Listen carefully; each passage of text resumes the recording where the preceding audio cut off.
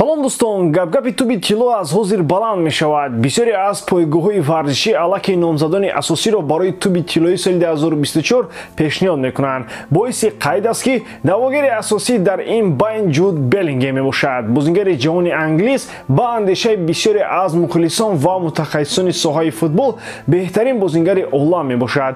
дар бораи ин ва дигар хабарҳои муҳими футболро аз видеои имрӯзаи мо маълумот пайдо карда метавонед. Лайки қиматбоҳи худро гузоред. мо бошем сар мекунем. футболи бошгоҳӣ дар ҷӯшу хурӯш аст ва моро то рақобатҳо интизор мебошанд. Ливерпул баъди ғалаба дар бозии аввал ба меҳмонӣ Фулхем меравад. Челси дар Стенфорд Бридж Астон Вилларо пешвоз мегирад. аз Ситиро бозии мушкил бо Тоттенхем интизор мебошад. чӣ гуна сенсатсияҳо моро дастҳо тайёр карданд. тамошои рақобатҳоро бо 1x бозам ҷолибтар гардонед. дар он ҷо регистратсияи осон, пур кардани маблағ аз тамоми гӯшаву канори дунё, вале аз ҳам муҳим бонус то ҳаҷми $100 дар аввалин пардохт бо промокоди AMG 0777 ссилкаи бозӣ дар комментарияи ин видео.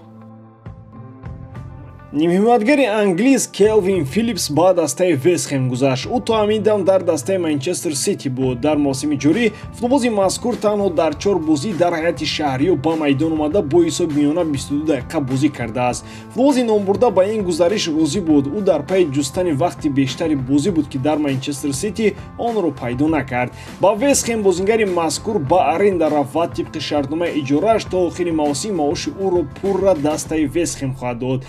аз сарчашмаҳо ишора мекунанд ки дастаи шаҳри Лондон дар охири мавсим имконияти харидани ин футболбозро дорад. нархи ӯ 40 миллион евро хоҳад буд.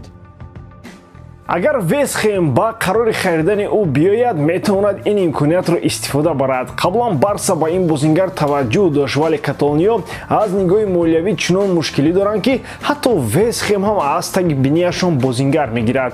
аслан Филлипс бозингари бад нест. ӯро ҳамчун ивазкунандаи Родри оварданд ва аммо Родри чунон хуб бозӣ кард ки барои ин футболбоз ягон имконият нашуд. баъдан вақте ки Родри осеб гирифт, Филлипс аз нишастан дар ҳайати захиравӣ маҳорату малакаашро аз даст дод. Эдер Милитау қарордоди худро бо дастаи Реал Мадрид тамдид кард. ҳимоятгари бразилӣ тибқи шартномаи наваш бояд то соли 2028 шарафи дастаи Реал Мадридро ҳимоя кунад. дар мавсими ҷорӣ футболбози мазкур бо сабаби осеби ҷиддиаш аз оғози мавсим дар майдон нест. акнун бошад ӯ саломатии худро барқарор кардааст ва метавонад ба даста кӯмак расонад. дар бозии гузаштаи дастаи Реал бар зидди Алмерия ин футболбоз соқ саломат буд, аммо ба майдон наомад. ӯ акнун бо гурӯҳи асосӣ марш дорад ва метавонад ба ҳайати асосӣ дар рӯзҳои наздик баргардад. Милитау дар Реал Мадрид бозингари ҳайати асосӣ аст. бо шарофати бузурги Анчелоти набудани Милитау ва чанд бозингари дигари Реал ба натиҷаҳо таъсир нарасон, аммо маълум аст ки баргаштани ӯ ба сафи мадридиё ба нафи ин даста хоҳад буд. дар нимаи дуввуми мавсим мубориза шиддат мегирад. Реал аз ҷоми Испания ғалтид, вале имконияти гирифтани ду ҷоизаи дигар Ла Лига ва Лигаи Чемпионҳоро то ҳанӯз дорад. баргаштани чунин бозингарон рӯҳияи дастаро баланд мебардорад. ҳамчунин тамдиди шартнома ба футболбозон ба натиҷаҳо ва бозиашон таъсири нек мерасонад. ҳамлагари дастаи Ал-Наср ва мунтахаби Португалия Криштиану Роналдо аз мухлисон барои лағв шудани ҷамъомади тамринии дастаи шаҳри Ар-Риёз дар кишвари Арабистони Саудӣ узр пурсид. гап сари он меравад ки футболбози португалӣ осеб бардошт ва барои ҳамин турнири дастаи Ал-Наср дар кишвари Хитой қатъ карда шуд. Роналдо чунин узр пурсид. тавре ба ҳамаи мову шумо маълум аст, дар футбол на ҳамаи чизро идора карда мешавад. ман 22 сол дар футбол ҳастам ва бозингаре ҳисоб мешавам ки он қадар зиёд осеб нагирифтам. ман ва дастаи Ал-Наср бояд ба Хитой мерафтем ва ҳаловат мебурдем, вале акнун ин корро карда наметавонем. худи ман аз ин хеле нигарону хавотир ҳастам. ман аз мавсими 2003-2004 ба кишвари Хитой пайваста ба ҷамъоматҳои таълимӣ меравам. дар Хитой худро ҳамчун дар хона эҳсос мекунам. ин ба мисли хонаи дуввуми ман аст. ман ғамгин ҳастам ва медонам ки шумо ҳам, алахусус онҳое ки маро дӯст медоред, андӯҳгин ҳастед. вале мо ба ҳамаи ин бояд аз нигоҳи нек назар кунем. мекунем. Бозиҳо бекор нашуданд ва мо мехоҳем ба хитои баргашта онҳоро баргузор кунем. мутаассифона ман чанд мушкилие дорам ва ин қисме аз ҳаёти футболии ман мебошад. ман дар ин ҷо бо мухлисон ва мардуми хитой ҳастам. ман мехоҳам мухлисони худро дар кишвари чин хурсанд кунам ва барои онҳо бозӣ кунам. ғамгин нашавед, ман медонам ин бозиҳо метавонистанд рух бидиҳанд, вале бо сабабҳои бисёр узрнок акнун рух дода наметавонанд. умедворам шумо дарк мекунед ки мо дар кадом ҳолат қарор дорем, гуфт Роналдо. хотиррасон мекунем ки Ал-Наср дар ҷараёни сафари худ ба Хитой бояд бо дастаҳои Шанхай Шинхуа ва Чжэцзяна бозиҳои дӯстона баргузор мекард. акнун тақдири ин бозиҳо норӯшан боқӣ мемонад.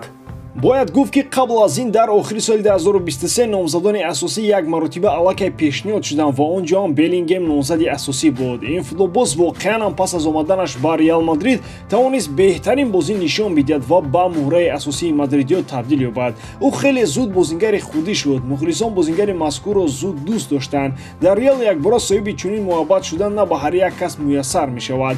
бозингари англис бошад новобаста ба ҷавонияш дар Реал Мадрид бар ин дастаи бузург ва номи худро дар мавсими аввалинаш шинонд.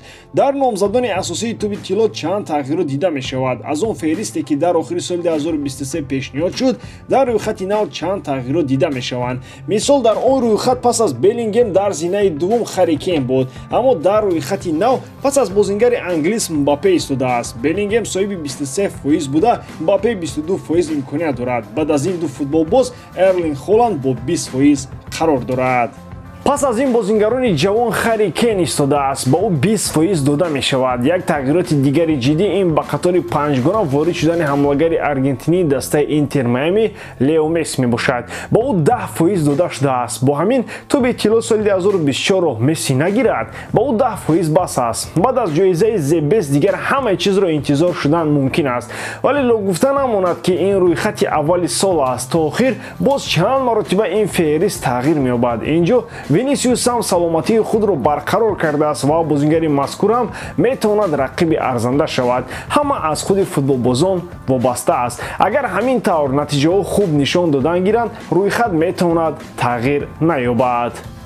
ба ҳамин тамом бори дорам ки эҷодкории ман ба шумо писанд меояд. лайк, комментария ва дар канал обуна шуданро аз ёд набароред. бо шумо мисли ҳар вақта Муҳаммад Гаиров. хай бародарон, дар паноҳи Аллоҳ.